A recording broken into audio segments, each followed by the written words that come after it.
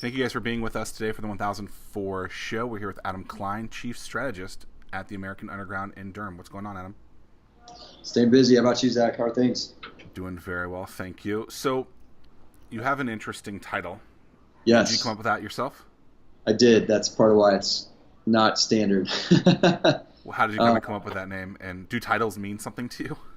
That's a good question. I came up with it. I was the first employee at the Underground, and so part of the genesis of that title was my role mostly being around figuring out our growth, our roadmap, our trajectory for building our entrepreneurial hub within Durham. And so strategist made sense, and we're off to the races. We're now 12 people as a team and continuing to grow.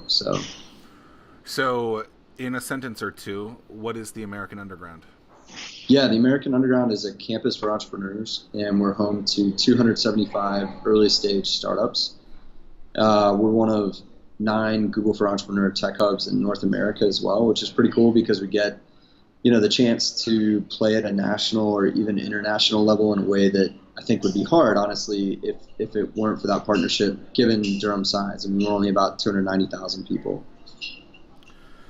So the Underground, I've been there maybe 3 years ago. It was an old tobacco warehouse that was kind of renovated, and the Underground part is literally the bottom piece of it. Is that That's true? right. That's true. So one of our locations is in the basement of the American Tobacco campus. American Tobacco was the Lucky Strike manufacturing center in 1946. That facility grossed $5.4 billion when you adjust for inflation. So it was a pretty prosperous part of town, but fell on hard times like a lot of other southern cities when tobacco and textiles left. And then our parent company, broadcast business actually out of Raleigh, redeveloped the project in the early 2000s, and then the American Underground started in 2010. Now, since that time, we've actually added a number of new spaces and locations where we have 3 other spaces in Durham in addition to the one here at American Tobacco. And then we actually have 4 total. We have a small space in Raleigh as well. And you guys also have one kind of by Bull City Burgers as well, right? Right across the street from there as well? That's right. Yeah, we opened a new space called Gridworks in just a month ago, actually. And that space is just a sort of open co-working space where we get a lot of requests from people who want to be a part of the Underground and the entrepreneurial community, but they're not necessarily high-growth entrepreneurs. They're, running a law firm, or they're a freelancer, or they're an accountant, but they want to be in this kind of creative, collaborative environment that we've created at the Underground. And so we created a brand called Gridworks that is co-working space, shared office space for those individuals. So kind of for the everyday America, blue-collar type Bingo. of companies. Got it. Bingo. So when you started in 2012-ish, Yes. You've given me a million things to talk about right now. So what was done? Was it just that one location? Had anything else grown into it? Yeah, it was just that one location in the basement of the tobacco campus. We had some accelerator programs that were in that space. We had a statewide foundation that was supporting entrepreneurship that we were partnered with. It was also part of that space, and a mentoring organization. So our approach was to kind of be an umbrella entity that housed entrepreneurs who rented space from us, but then also have partners that were providing direct services to entrepreneurs also in that same space. So kind of bringing all of that into one spot, which was a little bit unique. I mean, that was, 2010, like I said, when we started. So it was a little bit of a new approach. Sure. But yeah, I started, and my role was to figure out how to grow it. So entrepreneurship, I would say, has become a buzzword, and something that every city is trying to take a couple of bucks and turn it into a couple $1 billion, just like the tobacco warehouse did. Can you really create these entrepreneurial ecosystems in places without super large businesses, do you think? I think you can do it to some degree. So I think every city at some level has the potential to have be an entrepreneurial hotspot, if you will. But, it might be 25 companies. It may not be 500. You know what I mean? Like, I think you do have to have some measure of density in order to really grow it. I do think access to research universities is important just as a talent pipeline.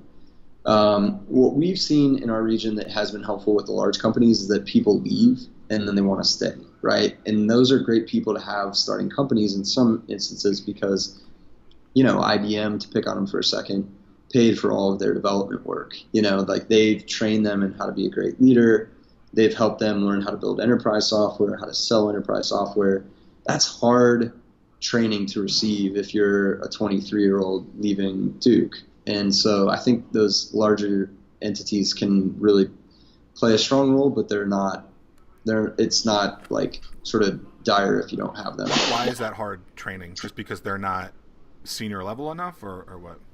Well, I think it's a longer conversation, but I think there's been a pretty fundamental shift in our economy away from institutions that provided ongoing professional development for people as they were part of their organization to the world you and I are in now, which is like lots of small companies. We're all running around with our hair on fire. We've got no time to train anybody or do just a minimum amount of training. Yeah. And so I think that you get this sort of experience, which is valuable, but I think from the standpoint of like really learning how to sell enterprise software in our case, that's kind of a bread and butter. Large companies do a better job of that than small ones do in building people up. Very interesting. You talked a little bit about density. You guys are a somewhat dense place. You guys have how many startups in there? 275. Is that a cap, or can that go higher? Yeah, we could go probably to 325 without adding new space. So how do you describe so you talked about high growth startups, entrepreneurs. Like, what would you define that as? Yeah, that's a good question. I mean, I sort of put it in the experiential realm. If somebody has an idea that can go from 2 to 50 people in terms of employee count, that's really important. And who is your target market? If your target market is mostly local, that's not going to work. We need companies coming into the underground who are thinking about local, but they're also see their sales and their customer base is non-local. Yeah. How do you track knowing that person can go from 2 to 50 though? We actually measure that. So we are gauging that in terms of our annual report every year in employee growth. The last 3 years, our teams have added 2,000 new jobs. That's a mix of full and part-time. Huh. So there's been a lot of growth there. But on the way in, it's mostly we're mostly putting the ball back in the prospective entrepreneur's court to say, is this something that you really want to scale and grow at that kind of level? Or is this an idea where you're fundamentally going to be a web design shop that's not going to get any larger than 10 people? Right. So if my math is right, so you said 2,000 jobs out of the 275 companies that are in there. That's an average of about 7 1/3 people per company. Yep. I mean, that's significant. Yep. Yeah. And, we're graduating teams out every year. So last year, 4 companies left. Which was great. Like that's part of our job is to get them up the food chain, so to speak, and get them out, still in our downtown environment, close to the underground. But, those 4 companies now combined for probably 200 employees in our downtown, which is great. Wow. So density, let's talk about density again. So having all those companies in a close proximity to each other, I think maybe in the 80s and 90s, people said, "Oh, let's put an office park," and then you drive to that place, and there's so much time lost. Like, I preach density, and I think that one of the main reasons why the city that I live in is growing but hasn't grown to where it is because there's a bunch of little cities next to each other, and there's no central kind of big metro downtown, and when you don't have that, you struggle to it. What have you seen that density is really important and why these people are coming there and really starting to see kind of the everyday America businesses want to be there too? Yeah, I think our belief from the get-go was that density was going to be critical. And so we had a fundamental decision when we did our first expansion. Do we go to Raleigh, which is 45 minutes down the highway, or do we stay in Durham and grow in Durham? And it was an interesting decision because Raleigh's a much bigger city. It's the capital city. It's got bigger companies around. Durham, was this kind of dilapidated, boarded up downtown that was starting to get its mojo, but wasn't on par with Raleigh by any stretch. And we chose to stay in Durham. We chose to build in Durham. And a lot of that was centered on exactly what you said, that density was going to matter. for the success of the entrepreneurial community long term. The other inherent advantage we had in that was that real estate was cheap in Durham. And so we were able to take advantage of that by getting downtown space relatively inexpensively, which our target market likes. Our customers are bootstrapping, cash strap entrepreneurs who are not taking pay for a year. Charging them a premium $400 co-working desk just doesn't make any sense. So we felt like by getting density, we were going to support better entrepreneurs, help them build bigger ideas, but also get economies of scale in how our real estate function would operate. Very interesting. So how do you talked about when you came on as the chief strategist at American Underground in 2012, we're talking with Adam Klein. You talked about, you were focused on kind of growth, building a roadmap and trajectory. So how do you, knowing that you want to get there to maybe multiple buildings, what does that roadmap look like? How do you start developing that, and how did you start getting results where of your 275 companies, you're seeing, 7 people, 7 more jobs each, which is ridiculous. Yeah, I think some of that is good fortune and good timing. I mean, I don't know that our roadmap has been anything magical compared to what anybody else would create. What we were in front of as a wave was a pretty major renaissance in our downtown that made a lot of people want to come downtown and be a part of the city and the community. I think that was really critical to be able to get building after building online and get them full. One of the things we knew we were on the right track with was when we opened a new building, it filled right away. So every time we opened a new space, we'd add 90 companies right out of the gate. And that gave us the sense of like, okay, there's enough market demand here to continue to add space. It's part of our density thesis.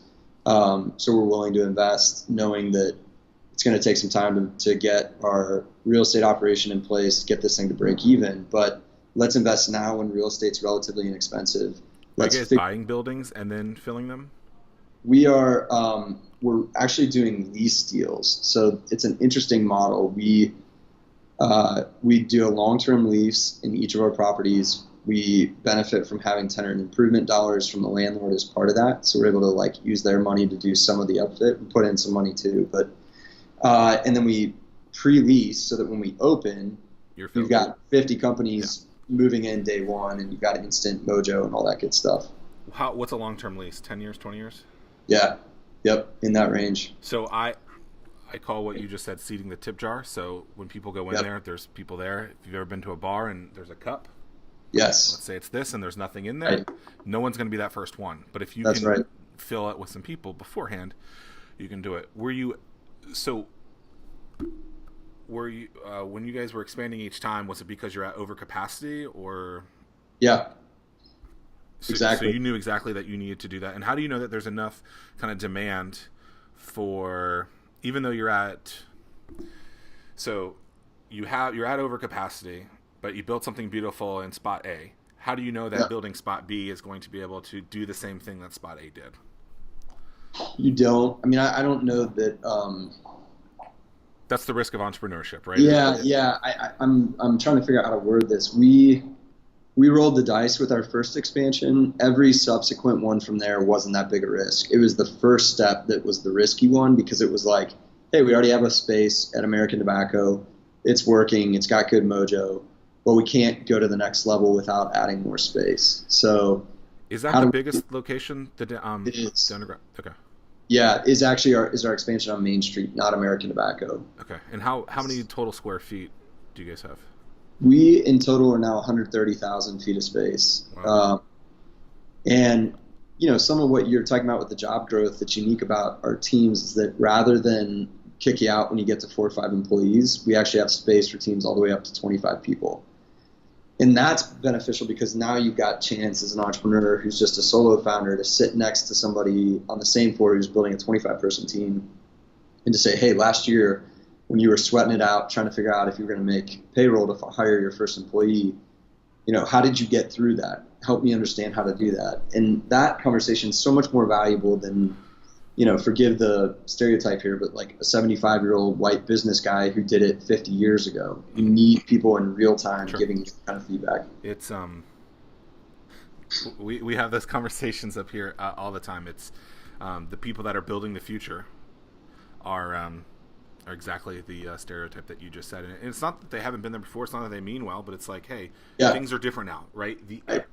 This is the internet, right? Everything is on a cell phone, and if you're not building things that can make it easier for that, it can be troubling.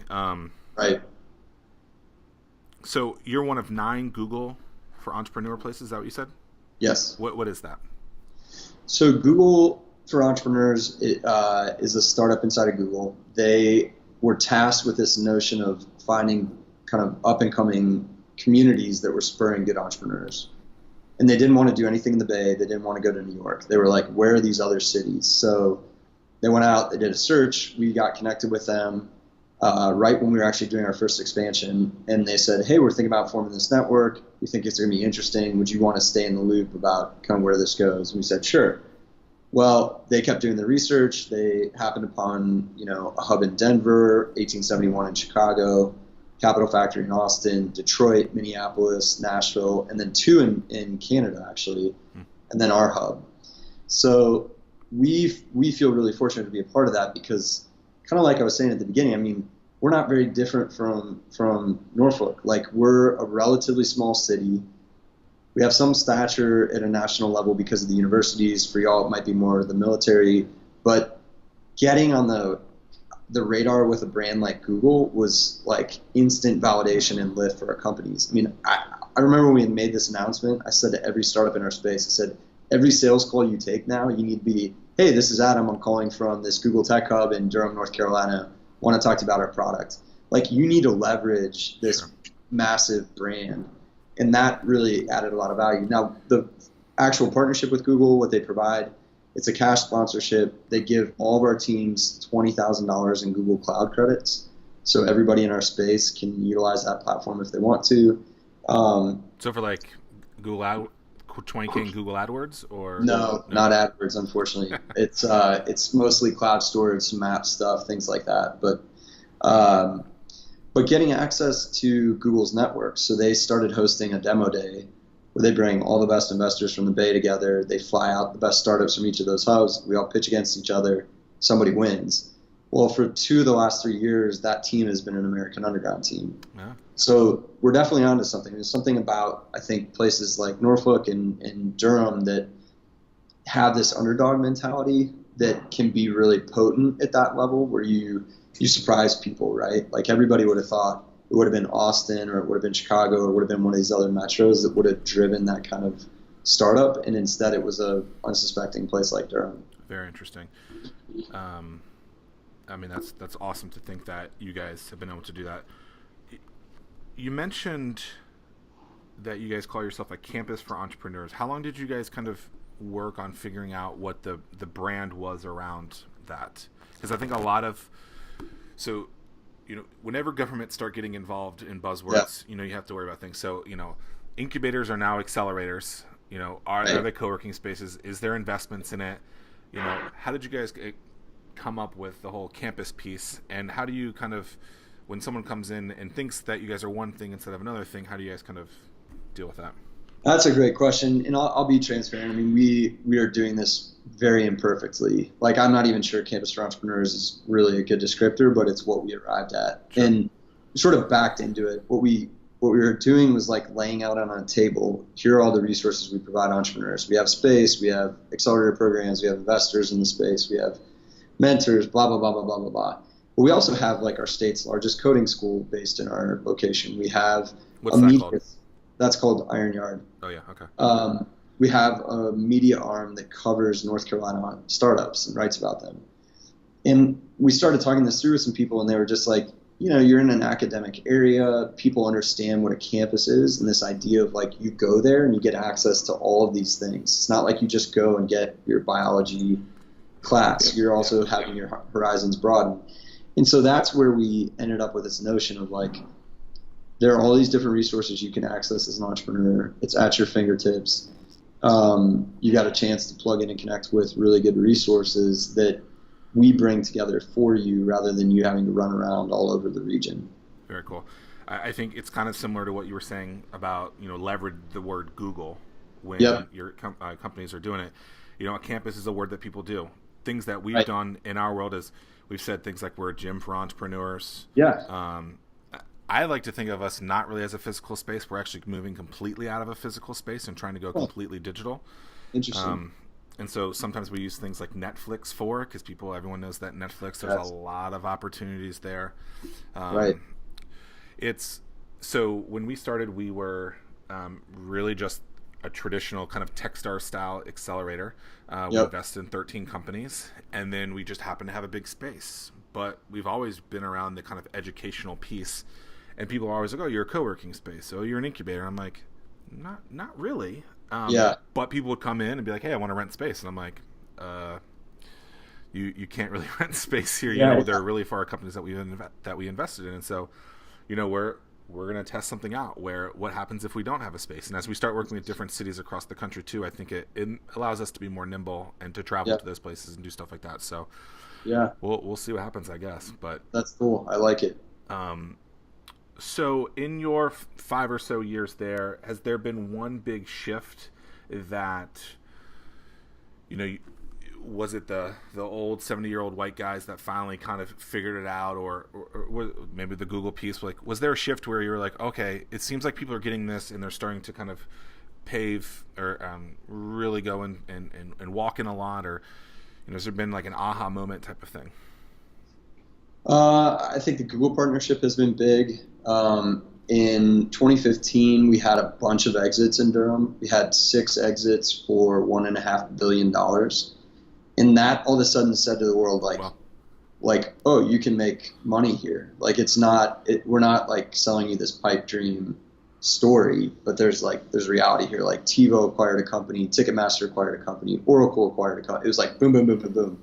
And that gave us that combined with the Google thing gave us some pretty good validation. Yeah. I'll be honest, I think we're on the cusp of some of what you're talking about for your organization, where I think to go to the next level, we've got to think about what direct programs we provide entrepreneurs in our space, and not just viewing partners as the program providers or the real estate as the key thing. Like, it's a tool, but it's not the only thing. How do we provide, help for people who are hiring the first employee to figure out how to do that well, or simple things like you get in a negotiation with a venture capitalist, but you don't even know how equity works, or you haven't done some basic, like those kinds of steps that we help prepare entrepreneurs for, that we've not well organized yet. And it's time as an ecosystem to mature in that way. And I think oftentimes, let's consider both of us experts. Like, we're like, oh, everyone knows how to do this thing, but really it's this person doesn't. So you literally have to go, okay, this is step one. And it's kind of like the dummies guide, where it's like, no, this is what common stock looks like. This is how a negotiation should go. Or maybe this is just how you put together your elevator pitch. And so there's so many different things that I think we do every day, so we get it when it's a lot of really valuable information that people are constantly looking for. Exactly. Who's your favorite company in your space right now? Or a company that we'll hear about in the next, 12 months? You're going to hear a lot about a company called Mati Energy. It's an healthy energy drink company that was developed by a at the time, 19, 20-year-old Duke student. She was struggling with depression. She's having a hard time getting out of bed, going to class. And so she started brewing this tea on the side as a sort of extra shot in the arm caffeine shot, and started sweetening it with fruit juices, blah, blah, blah, blah, blah. Long story short, she stumbled upon a really great recipe. She's now raised over $6 million for it. She was one of the teams that won Google Demo Day. Oh, cool. And she is in just about every Whole Foods. They've got deals structured with Sam's Club, with Kroger, with Costco, and they're about to expand into the largest grocer in Texas. So they're on a pretty big growth trajectory. She's done a really nice job of getting a good team that knows the beverage space. So I think she's right. I'd say in the next 12 to 18 months, you'll see some kind of acquisition or something that she'll go through, which will be exciting. It's interesting to see companies that are small start getting attention and are able to sell in places like Whole Foods or Yeah. Nordstrom's. And so you're Right. starting to see these big juggernauts, these big anchor stores be like, hey, we probably actually need to leverage some of these places. Yep. And it's really interesting to see, like, a couple of our companies here are in this region. Have gone to like Williams-Sonoma and Nordstrom, and they do like trunk shows, and it's really interesting because it's kind of like a in real life guest blog post where they're bringing people in, and they're starting to see something different because your shopping malls are struggling and they're not doing the same way the way they were before. And it'll be interesting to see kind of what retail looks like. My guess is she's going to be a very big e-commerce business too, just because that's the way the world is moving. Right. But you're seeing these anchors try to at least keep some people in, so we'll see what happens. If someone was in Durham or somewhere in the country and they were thinking of or looking for a place to work, what's your pitch to them to come to American Underground? I think our pitch is that we built actually one of the most inclusive tech hubs in the country, which is pretty rare. I mean, I'm a white guy, you're a white guy. Like it's primarily us. Let's be honest. And what we've tried to do is say, how do we build a very different tech hub that has great support for Black and Latinx founders, female founders, and really a robust ecosystem to support founders of almost any background that are going to build successful high-scale companies. So I think that's a pretty neat approach, and it's something that I think is particularly interesting in the South, in a place like Durham. I'm not from this area. I'm from Cleveland, Ohio. So coming into the South, I had preconceived notions about some things, and those have been blown away by this city. I think what you have in this community, and by extension American Underground, is this ability to be in a small enough community where you have access to real people and real resources. You can email the mayor and he will email you back. But so no one's too big. Exactly. Right. And you're not giving up, but you're not giving up the sort of big town amenities. So we have one of the best performing arts centers in the country. You can go see great shows there. We've got the most iconic minor league baseball team, the Durham Bulls. And what our teams are really smart about is how they recruit employees to come and work in that environment. I mean, what they'll do is they'll bring somebody in for a 4:00 interview. 5:30, they'll walk across the street, get a craft beer from a place right across the street, go over and take in, Hamilton at the Durham Performing Arts Center. And this individual is coming from New York, where they're like, wait, I didn't have to pay $250 for that ticket. I could get a really good drink. Like all these kinds of things that culturally I think are really good and stimulating for entrepreneurs that are important, and that you don't give up your chance of success. $1.5 billion in exits over the last few years. And all right next to each other. Exactly. Which gets back to your density thesis. Right. So important. All right, Adam, I really appreciate your time today. This is Adam Klein, Chief Strategist, his own coined title for American Underground in Durham. Really appreciate your time today, and keep up the good work.